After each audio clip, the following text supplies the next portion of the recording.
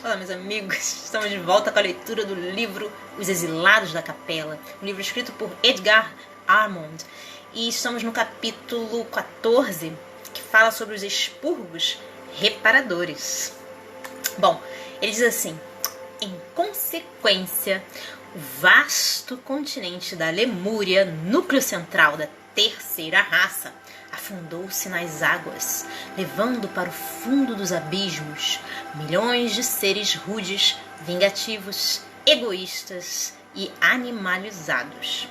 Este continente, chamado na literatura hindu antiga Shimal Mali Dvipa, compreendia o sul da África, Madagascar, Ceilão, Sumatra, Oceano Índico, Austrália, Nova Zelândia e Polinésia. Foi a primeira terra habitada pelo homem. Sua atmosfera era ainda muito densa e a crosta pouco sólida em alguns pontos. Segundo algumas tradições, o homem lemuriano ainda não possuía o sentido da visão como o possuímos hoje. Havia nas órbitas somente duas manchas sensíveis que eram afetadas pela luz. Porém, sua percepção interna, como é natural, era bastante desenvolvida. Os lemurianos da terceira raça-mãe eram homens que apenas iniciavam a vida em corpo físico neste planeta.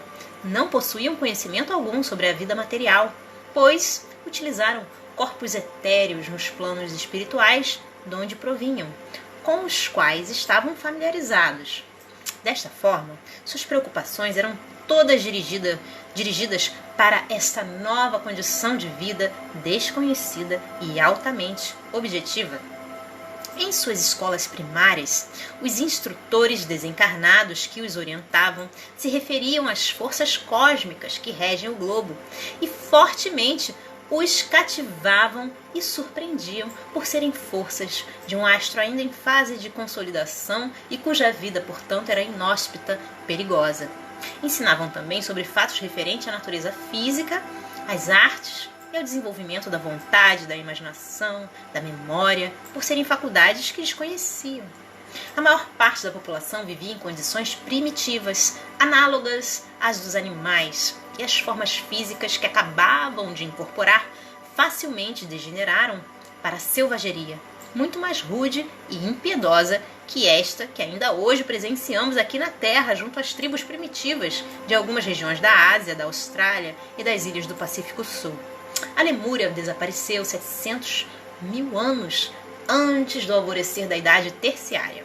Sua existência, como muitas outras coisas reais, tem sido contestada e não é admitida pela ciência oficial. Porém, ao mesmo tempo, essa ciência considera um mistério a existência de aborígenes na Austrália, a imensa ilha ao sul do Oceano Índico, tão afastada de qualquer continente. Esses aborígenes são até hoje inassimiláveis ante a civilização, extremamente primitivos e de cor escura, como os próprios seres que habitavam a antiga Lemúria. O território da Austrália apresenta aspectos e condições que a Terra teria tido em idades remotas, e os próprios animais são ainda semelhantes aos que viveram naqueles tempos. Mas, assim como sucede em relação à Atlântida, a ciência, aos poucos, vai se aproximando dos fatos e aceitando as revelações e as tradições do mundo espiritual, sobre as quais nenhuma dúvida deve persistir a respeito destes fatos. Com este cataclismo, grandes alterações se produziram na crosta terrestre. Primeiro, completou-se o levantamento da Ásia. Segundo, as águas existentes a oeste desse continente refluíram para o norte e para o sul, e em seu lugar se suspenderam novas terras, formando a Europa, a Ásia Menor, a África em sua parte superior. Ao centro e norte desta última região, formou-se um imenso lago que os antigos denominaram Tritônio, que mais tarde, como veremos adiante, foi substituído por desertos. Desse cataclismo, todavia, milhares de rutas se salvaram, ganhando as partes altas das montanhas que ficaram sobre as águas e passaram então a formar inumeráveis ilhas no Oceano Índico e no Pacífico, as quais ainda hoje permanecem como também atingiram as costas meridionais da Ásia, que se levantaram das águas e cujo território se lhes abria à frente, acolhedoramente, como também sucedeu em relação à atual Austrália. Nessas novas regiões, os sobreviventes se estabeleceram e se reproduziram, formando povos semi-selvagens, que mais tarde, com o suceder dos tempos, foram dominados pelos árias, os homens da quinta raça, quando estes invadiram a Pérsia e a Índia, vindos do Ocidente.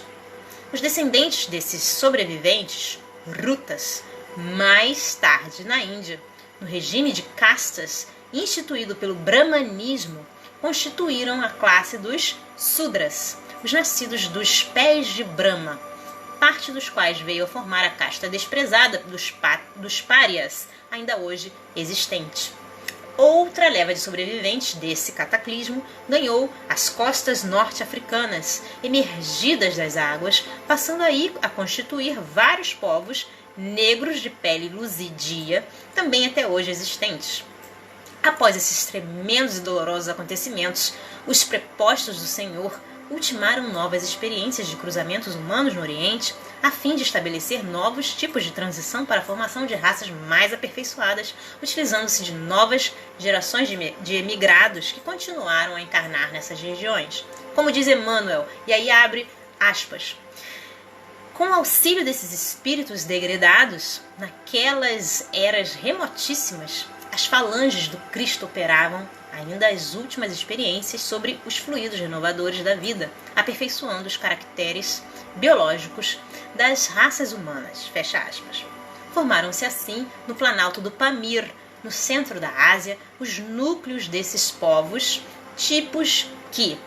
os núcleos desses novos tipos que, em seguida, foram sendo impelidos para o sul, descendo através da Pérsia, da Caldeia e da Palestina, de onde alcançaram em seguida o Egito, e por todos esses lugares foram estabelecendo bases avançadas de novas civilizações e novas raças humanas. Desses é que disseram as inscrições cuneiformes babilônicas já citadas, que eram deuses, pois realmente em relação aos demais tipos existentes mereciam tal designação. Bom, gente, ficamos por aqui por hoje. Espero que vocês estejam gostando dessa leitura tanto quanto eu. Um grande beijo a todos. Deus abençoe e até a próxima. Tchau, tchau.